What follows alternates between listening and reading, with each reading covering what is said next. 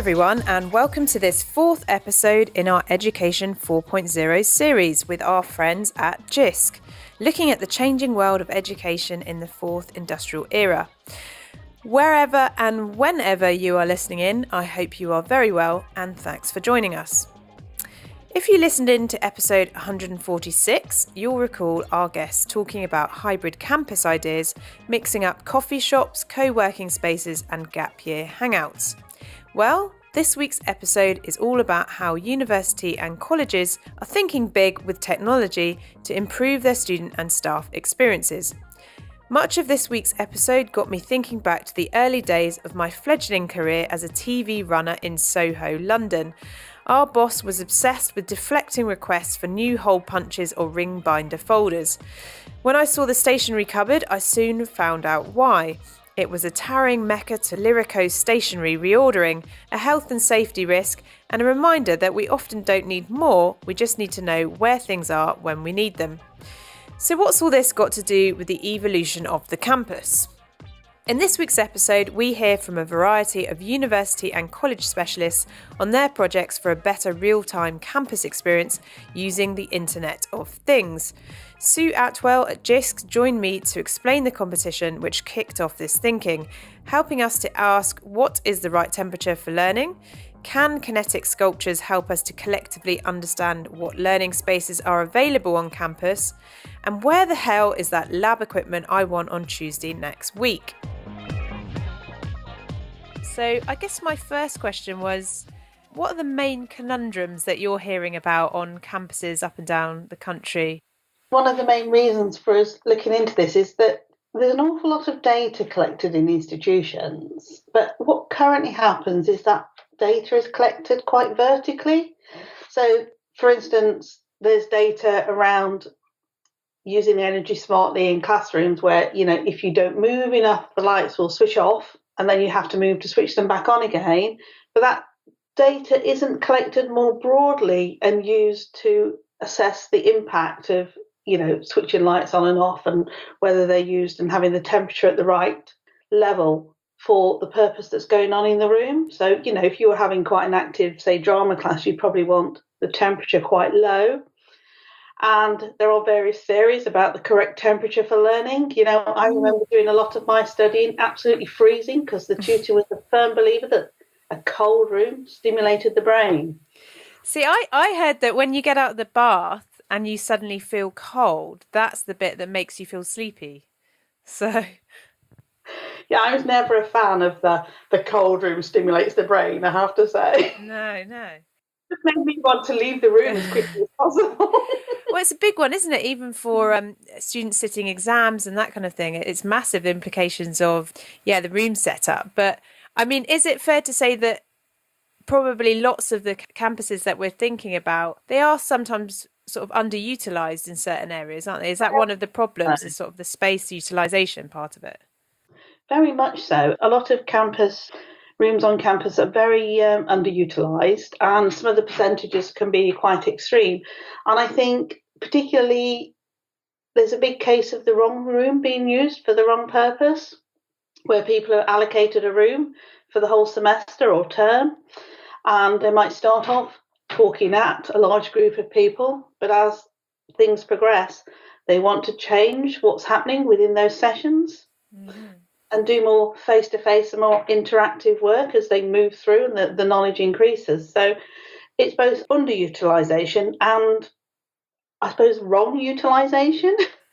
And are there main differences between some of the challenges and opportunities on a university campus versus, say, a further education college campus? Do you see that there are any sort of main differences, or are the kind of issues fairly similar, do you think?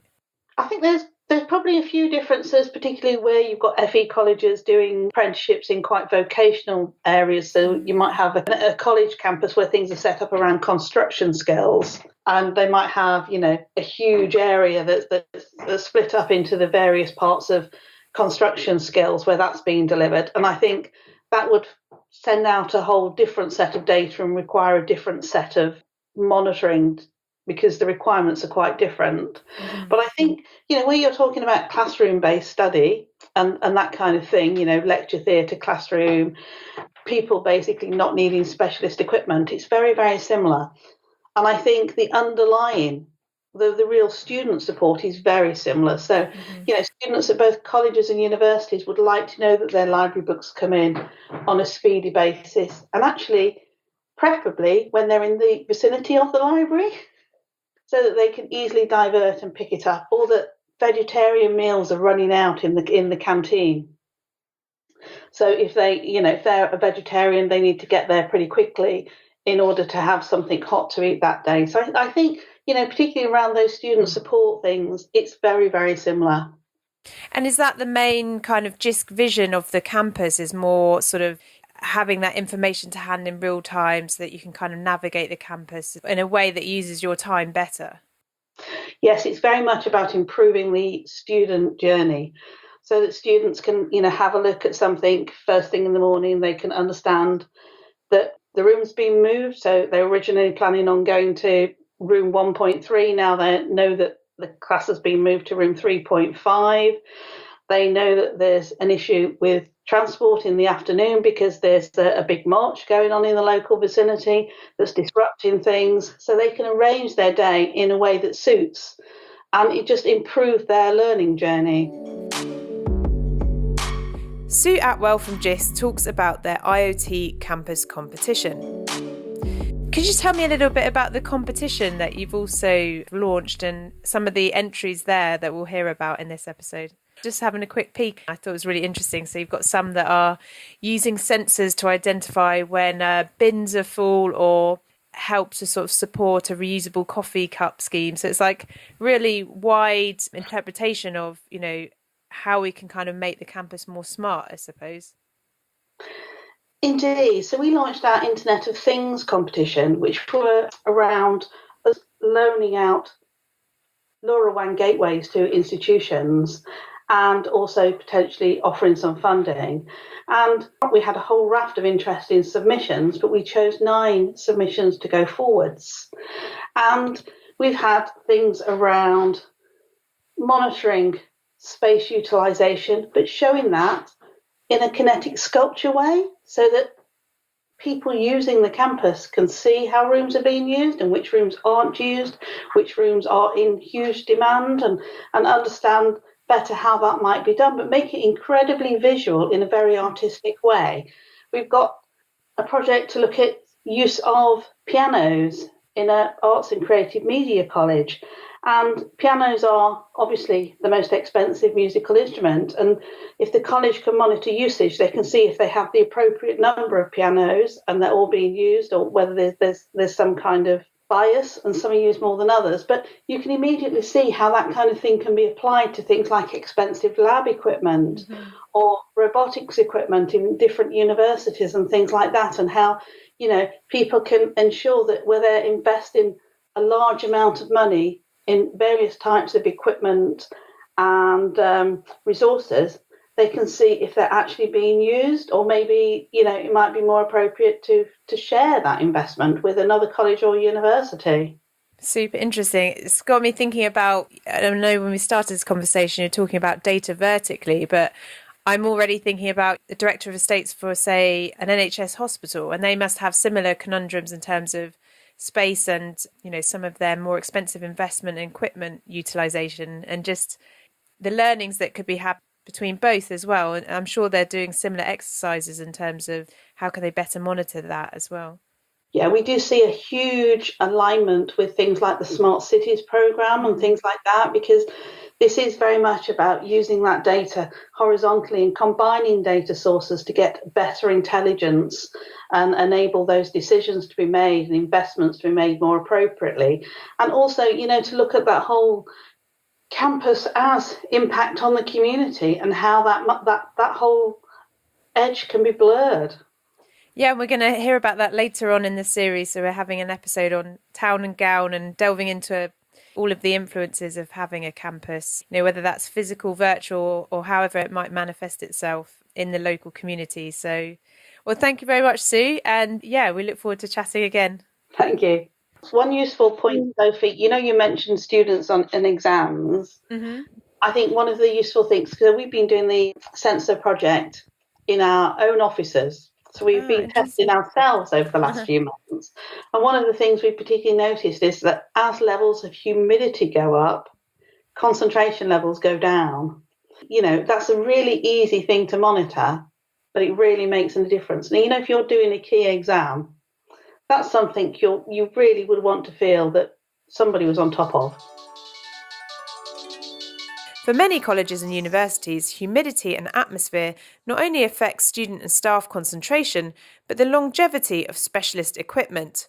I spoke to John Cole, Head of Management Information Services, to find out how this was playing out, pun intended, at Morley College. Thank you very much, John, for joining us.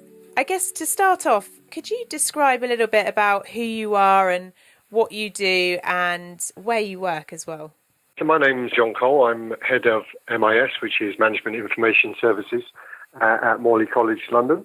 So we are an adult education college based in South London, just near Waterloo.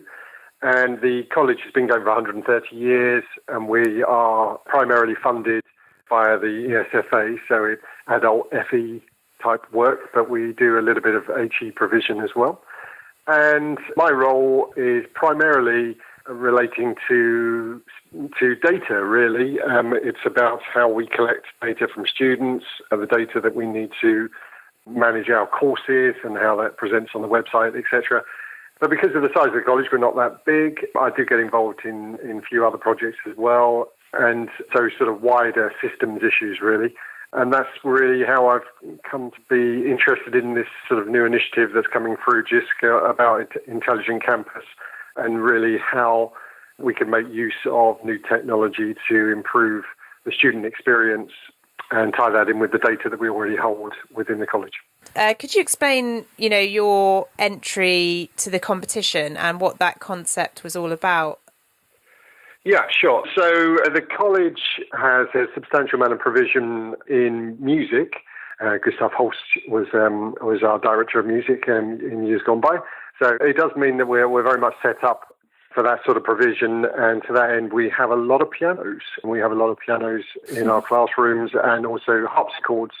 So I was trying to think, when this competition came out, I was obviously trying to think there's something that would be innovative but useful for the college, but also maybe slightly different than some of the other entrants. So I was trying to think about what made us special, and that was one area, which is all of these musical instruments, and particularly the pianos and the harpsichords.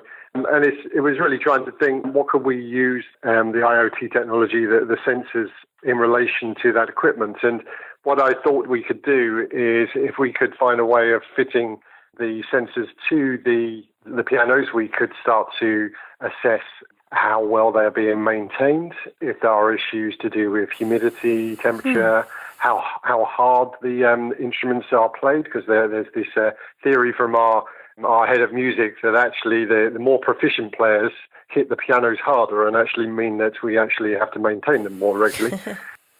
I think I need the same assessment. I tend to hit my MacBook keys really hard. I like tapping out emails, so yeah, maybe we could do that. Yes, you're probably similar to me. Start wearing away particular keys. I have no idea what they're meant to say anymore. Yes, exactly. Yeah. Brilliant. So this is the sort of thing. I mean, it's more of an exploratory approach at the moment, just to see what sort of useful information we can get. But in the long run, we're hoping that would mean that we can start to think about how we maintain our pianos. At the moment, it's very much a sort of a blanket approach where all of the pianos are tuned every half term. Maybe we could see that some are used less than others, or some are used in different ways. That would mean that we may want to maintain more often, some less often. So it could be a cost benefit there. But I think primarily we're thinking about really the quality of the experience, both for the students and the tutors. Is there a way that we can use that information to think about the positioning of the instrument, perhaps, making sure that it's away from heat sources of vibration, those sort of things. And compared to sort of, I suppose, one of the more average experiences on a university or further education college campus at the moment, like, what would be your hopes for campuses as they evolve and perhaps use more of this technology to become a bit more smart in that way?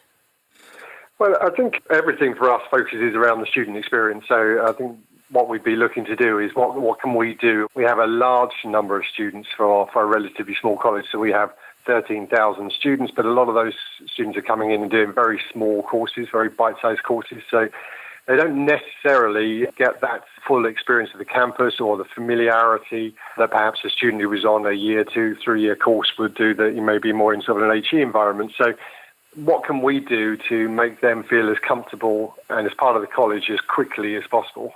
So there may be something that we can do there with that technology in terms of sort of wayfinding and understanding what their place is within the college.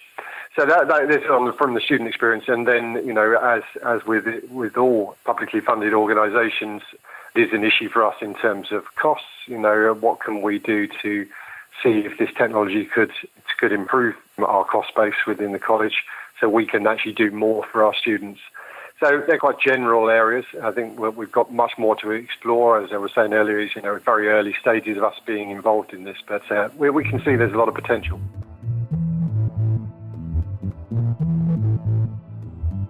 Welcome, Marios. Hi, Sophie. Nice to meet you. Meet you. Nice to meet you too. I guess to kick off, could you describe a little bit about who you are, what you do, and where you work? So I am a principal academic in Bournemouth University. I joined the university back in 2016. Prior to that, I was a postdoctoral scholar at the University of Geneva. And my broad area of expertise has to do with future and emerging networking paradigms. Application areas cover Internet of Things, edge computing, and the broader paradigm of 5G. And one particular aspect of my research has to do with how these technologies can underpin broader paradigm shifts. For instance, in terms of economy, how these can underpin the circular economy, the concept of circular economy. In terms of education, how these technologies can facilitate the transition to the next wave of education practices that your podcast has very accurately captured with the title EdTech, the educational technologies. So on my arrival in Bournemouth University, I established the Open Innovation Lab, which is a research lab carrying out research exactly on these topics, how future and emerging communication technologies can spur innovation in broader context. The scope is much broader than the strictly technological one. And the activities of the research group are nicely complemented by 3 master programs on Internet of Things that I have also established and I'm currently leading.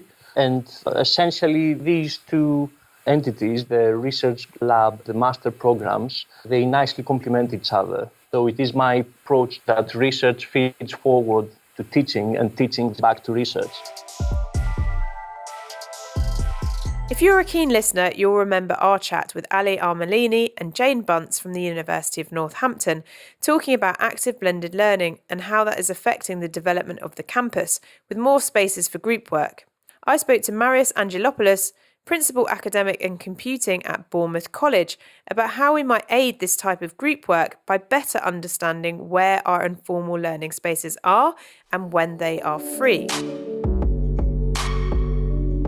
So you were telling me about your setting up at Bournemouth, and then obviously there was this competition with Jisc around innovating the campus.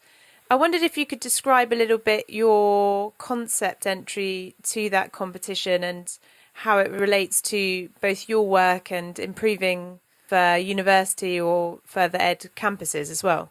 Yeah, so Jisc has issued a tender to receive use cases, indicative use cases that would act as a pilot to showcase how Internet of Things technologies would help further improve and ameliorate both the operational aspects of running a university, as well as improving the learning experience for the students.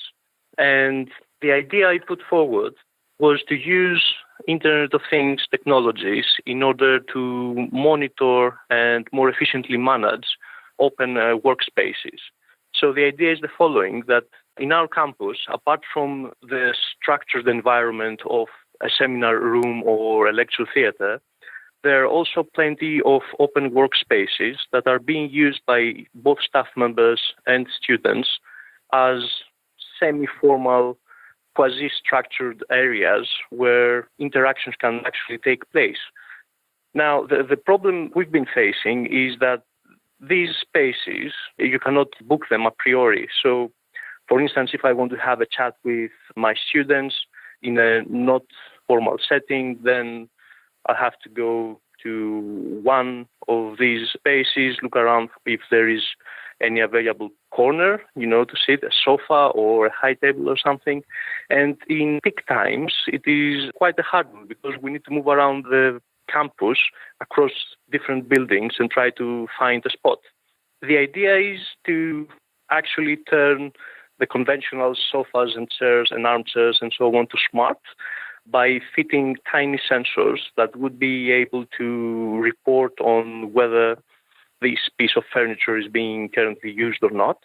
This type of information could be consolidated and presented over a web interface that the community of the university could use in order to quickly identify available spots. Now, this use case has some qualitative advantages to commonly used use cases when it comes to smart environments, that is, smart bins or monitoring parking lots.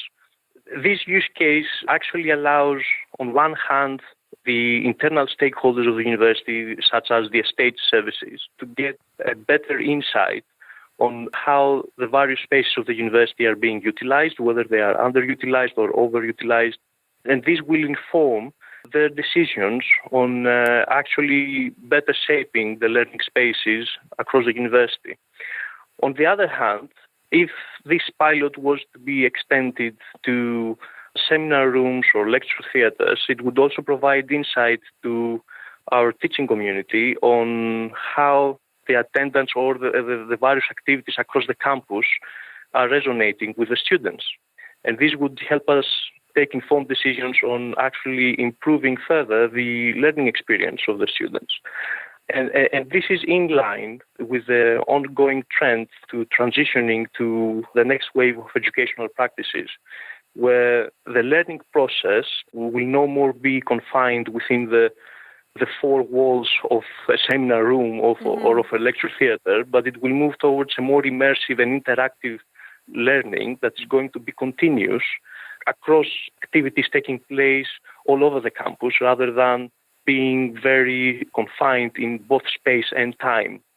Other advantages of this use case that we put forward is that it will allow our IT services to get familiar with the technologies, to understand what the potential added value they bring is, and hopefully this will help this introduction of these technologies to the operational services of our university will help them better understand the technology and therefore increase further the use of these type of technologies. It will demystify, buzzwords like Internet of Things and big data and what can we do with those technologies. Okay, so part of it is bringing it down to a sort of practical level and what's actually useful. How can we apply this? Yeah, exactly. It will help popularize this type of buzzwords to the entire university community, whether it is people working in internal services, operational services, or whether it is the actual student community or even the teaching community of the university. So the practical aspects are just the first facet, but there are deeper levels that will affect the actual learning process in that. So it is not about, for instance, monitoring attendance, but it is about informing us to see what type of content delivery methods are resonating better with the students. So this will provide us detailed information that currently are only available by anecdotal evidence provided by lecturers. For Duncan Pebbody, lead for digital learning spaces at Jisc, this social work is what underpins his work with the Sticky Campus. And no, that doesn't mean the Union Bar at the end of Freshers Week. Here's Duncan to explain more. The Sticky Campus is a project within Jisc where we take an exemplar pop-up classroom round to university campuses. They give us an empty room. We create this pop-up active learning classroom with the collaborative tables, front of class screen, etc. And they have it at their disposal for 4 weeks. Okay, and then so can they sort of tinker around with that and play with it as they see fit? Oh, not at all. No, yeah, no, of course they can. We try to make it work for each individual host for what fits their culture, where they are in their journey along, learning space development. We would usually help them with a number of workshops. They could, some 30-minute drop-in sessions, some half-day workshops, just to let people understand the technology, but more importantly, the culture around designing curriculums for new ways of learning and teaching that are very student-centric. And we're sat at a table here. Is this an example, or would it be more the things over here? We take the whole lot. The whole lot, take okay. Everything that you see here, all four But this tables. is all part of This is all part of it, yeah. So we're sat at this collaborative table. It has the screen attached, which is important. It puts it at the right angle, especially if you've got, like we have here today, a camera and soundbar. We want the camera to be at the right angle to pick people up, because as much as we can do collaboration around this table, in terms of connected campus, we can also bring people in from outside who can join us on screen, and we can see them, they can see us. Okay, and is there anything else? So obviously this is your kind of project at the moment, but I would imagine that you're working on a multitude of different things. So is there anything else that people should be considering when they're thinking of a campus and how that's going to develop in the future? There's lots of things they should be thinking of. We're using some technology here by a company called Barco, and they have also developed this so it works as a virtual classroom. So not quite the same setup you see here, but you can have for anybody who's seen the Harvard Business Experience Room, it's a very similar look and feel to that, where you will have academics present on campus, but they're engaging with students who are remotely based. And unlike just dialing in for a video session or just to passively hear things, all the people who dial in are active participants. So there's lots of tools there to engage them, polls and quizzes and interactive tools. So they're all active at the same time, which is the main thrust behind it. So when we're thinking about something like synchronous online exercise classes that are gaining popularity at the moment, it's similar to that. So you're all in the same class, you're all motivated at the same time, but... Correct, yeah, absolutely. Because if you're coming to the class at the same time, you're more likely to attend. If you can just log on any time and see it, there's a chance that other things might get in the way. So it is really trying to bring that campus feel out to wherever you are remotely based. Okay. And you can do breakout groups within that session as well. So you might just talk to all the students to start with, and then they can go into breakout sessions where they can only see the 3 or 4 other people in their team, and then come back again. So you really can do the similar things that you can do on campus. Wonderful. Well, thank you very much, Duncan, and safe travels back. You've only got a half an hour journey. I have, thank you. It's brilliant. With AUD, the Association of University Directors of Estates, recognising that capital expenditure in the UK's universities has exceeded £3 billion for the 3 consecutive years since 2015-16, cost is certainly a factor for universities and colleges, whether expanding or merging. On average, cleaning costs account for 13% of a campus outlay. I spoke to one man using his expertise in systems, power and energy to think about how we might clean up the campus and even the city. Have you perfected a Glaswegian accent yet? No, not really. Dr. Sajjad Hussain is the lecturer in Glasgow College, UESTC, for systems, power and energy. We spoke about sensors, bins and giant seagulls. Just to kick off, do you think for our listeners you could describe who you are, what you do, and a bit of context around the campus that you work in? My name is Sajjad Hussain, and I'm a lecturer at University of Glasgow in the School of Engineering. And my background is basically in electronic engineering. And my research area is focused on wireless communications. So basically, I work in the domain of 5G cellular networks, and specifically the self-organization component of 5G cellular networks, how the cellular networks can self-organize themselves by learning from the behavior of the users. Wow, it's absolutely fascinating and very topical in the news at the moment. Yes, in fact, there is a lot of going on related to the machine learning and artificial intelligence. So we are applying these concepts in this area of cellular networks. So for example, when we see the mobility patterns of the users or the data traffic usage during the different times of the day, how people are using the data. So we can optimize our resources at the cellular network level, and we can make them energy efficient, optimize their resources, and so on and so forth. So this is a nice booming research site with respect to the cellular communication. And can I dig into a little bit the campus there? So what the actual campus experience is like? Yeah, so as you might know that University of Glasgow is one of the oldest universities in the whole world. I think it's the fourth oldest university. It's there since 1451. Wow. Yeah, so the building I'm in is quite old too. So the campus environment is, there are some of the modern components, but still most of the university campus has an old and great look, I would say. Mm-hmm. So the idea that we are going to work on is related to that environment as well. So in the University of Glasgow itself, or in the Glasgow city on the whole, the weather is normally quite windy. And I have observed that the garbage bins that are located on the streets or on the campus, they normally get overfilled due to there are a lot of visitors, especially at the campus too. It's a great visitor attraction. So when the visitors come, and if there are conferences, research events like this, so the garbage collection points, they get filled quite quickly than anticipated, and then they overfill.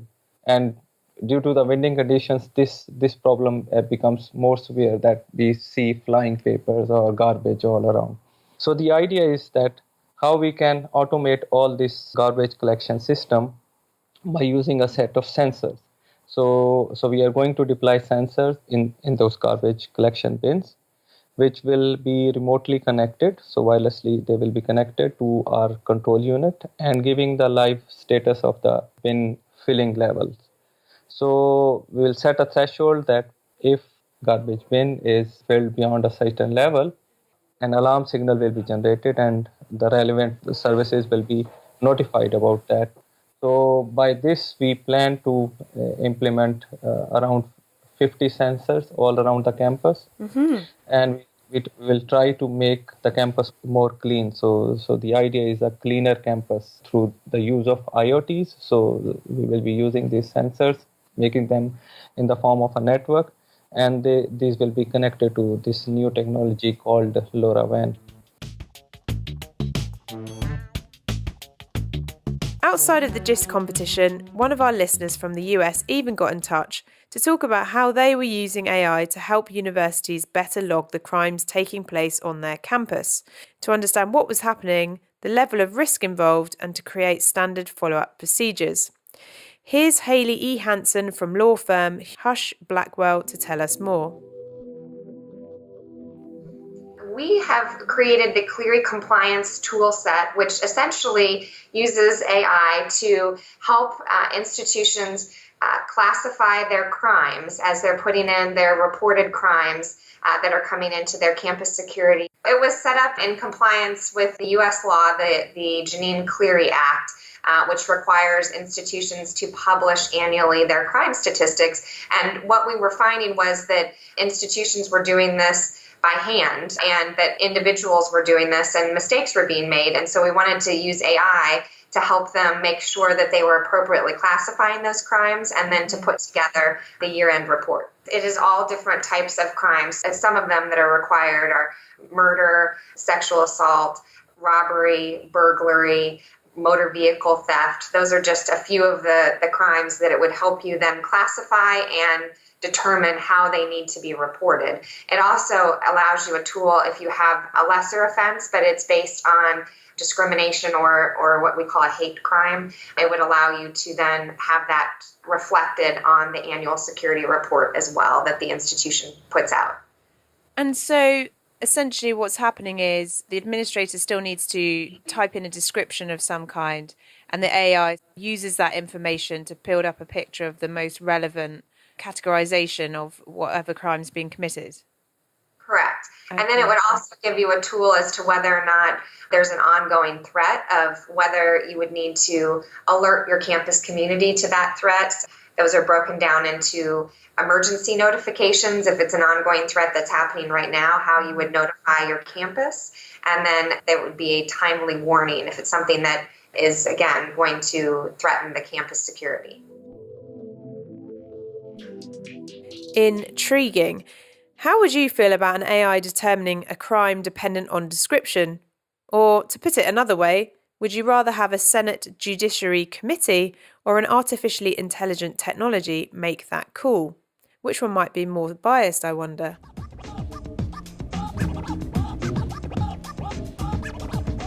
Campus innovation is one thing, but what about how this innovation might spread to wider society? For all of my guests, this vision to inspire beyond the campus walls into the local context was part and parcel of their work, whether monitoring landslide and access issues along the coastline in Bournemouth. When we spoke before, you were telling me about a kind of more broad use of this with regards to where the university is set and talking about actually monitoring landslides and actually thinking about, how this might be applied on an even broader scale. Yes, indeed. So the university, one of the key elements of how the university is positioned in a broader context within society is not only to help students develop themselves and acquire new skills and knowledge, but also to act as an enabler for spillover effects to the broader society in terms of knowledge and new research. So within this context, also collaborating with local authorities and local companies in the area of Bournemouth in order to apply things to solve actual problems that the local society is facing. So one prime example of that is a landslide that took place back in 2016 in a cliff overlooking the Bournemouth beach. A zigzag pathway is now inaccessible from the top of the cliff to the beach. And this is a particular characteristic of the local Bournemouth area, the long beach that we have, looked by cliffs. Sensory data are collected automatically and continuously, would help monitor in very high detail how the cliff behaves. And first phase of the pilot has been concluded last February, and now we're working together towards the second phase of the pilot that consists in essentially scaling up the system to cover a broader area. Now, this is a nice example of future and emerging technologies such as IoT and edge computing, helping solve problems that are of critical communities. Or bringing the benefits of bin monitoring to Glasgow's historical tourist district. In fact, Glasgow University is investing heavily in, it will be a new part of the building. It's called Smart Campus, and we'll have new research hub, new teaching hub, and the idea is to make all the new building of the campus energy efficient based on renewable energies, smart in a way that we have a lot of sensors deployed all around, and using the information from those sensors to optimize the energy utilization or water utilization and so on and so forth. So I think this project will sit very well with that smart campus concept. Well, so this is a really important point, isn't it? Because, lots of universities are looking to become zero carbon estates. And I think the University of London have just taken on their kind of strategy for doing that. Exactly. So this is a multi-billion project. In fact, it has already started for a couple of years, and it will have different phases of this project when this project will be launched over a period of, I think, 5 to 7 years. I would like to mention that this bin collection through the use of IoT network will be integral component of this such sort of smart campuses in the future. And it's all about trialing these pilots, Exactly. Tweaking. Exactly. So we hope to learn a lot from this pilot project, and hopefully we can extend this project beyond the campus, because there are a lot of visitor attraction points in Glasgow, and same concept can be deployed at those places as well.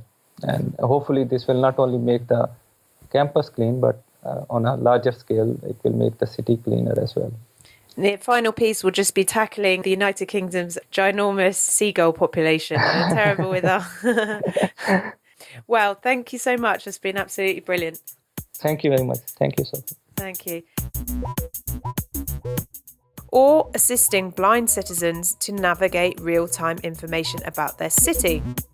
A use case our team is currently working has to do with providing contextual information to visual citizens not simply in order to navigate within the urban environment, which is a task in which these people are really good at. They have the skills to do that. However, what we could help them with is to provide them context about the urban life or things that are taking place within the urban environment. And in order to do so, we leverage upon data and information that is already there, collected in the context of other applications. And this has to do with the concept of circularity. So achieving such high efficiency in the economic cycle, but essentially no waste is produced. And so thus far, this concept has been around for several years, but thus far it has been strongly been focused on the material side, how we can further ameliorate recycling and so on and so forth. However, we try to apply this concept when it comes to data, because it turns out that the grand majority of the data that is collected in the context of smart environments, smart cities, and so on, remains stagnant. They're never utilized. And anytime a new use case comes up, again, we start from scratch. We start from what data we collect, how we collect those data, how we curate those data to the specific needs of our use case. However, this is a treasure. This is actually a gold mine that if we develop the processes and the methods to accordingly leverage upon this data, we can come up with services that greatly facilitate the use of the everyday lives of citizens, such as the case I mentioned before. So there we have it. Just a few of the campus innovation ideas currently among our universities and colleges. That's all for this week. If you're working on a campus innovation of any sort, why not message us for inclusion in the next episode by going to www.speakpipe.com/the EdTech podcast and leaving a 90-second voicemail. We'd love to hear from you. You can also continue the conversation online at #edu4_0 at Jisc and at Podcast EdTech on all the social medias. And thanks also to my guests and you for listening. For all the show notes, it's theedtechpodcast.com. So that's it. Have a great week. Bye-bye.